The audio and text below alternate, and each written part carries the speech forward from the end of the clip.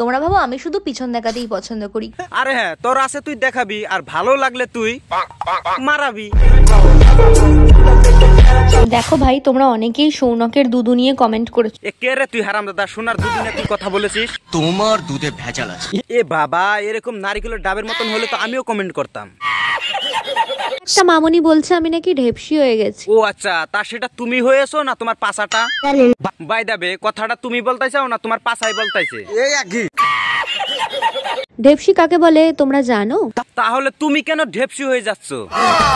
10 বার প্রতিদিন, মানে যারা হপ্তাহে হপ্তাহে হোটেলে যায় তাদের ফিগারটা ঢেপসি হয়ে যেতে পারে।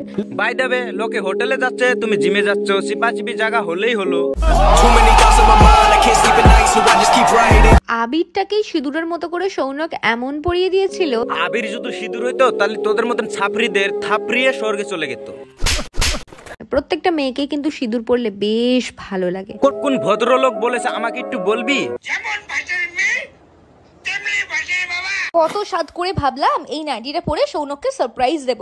সৌনককে সারপ্রাইজ দিবা না তোমার ভিউয়ারকে টুনটুনি খাড়া করাবা, সেটা আমার জানা শেষ। এতটাই ট্রান্সপারেন্ট, আর ভিতরে অবশ্যই কিছু পরে এটাকে পড়তে হবে। তা সেটা দেখাবার কি আছে, সেটা পরার থেকে না পরাটাই ভালো। মিশু আমার সঙ্গে এটা করবে আমি ভাবতে পারিনি। হ্যাঁ মানছি, এটার দাম 150 টাকা নিয়েছিল।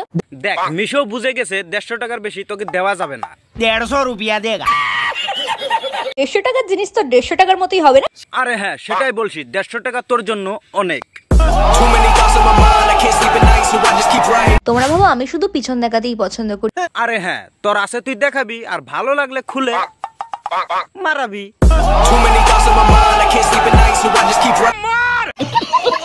আমার কিন্তু পিছনের সঙ্গে সঙ্গে আমার এই এত সুন্দর খোলা পিঠটা দেখাতেও দারুণ লাগে।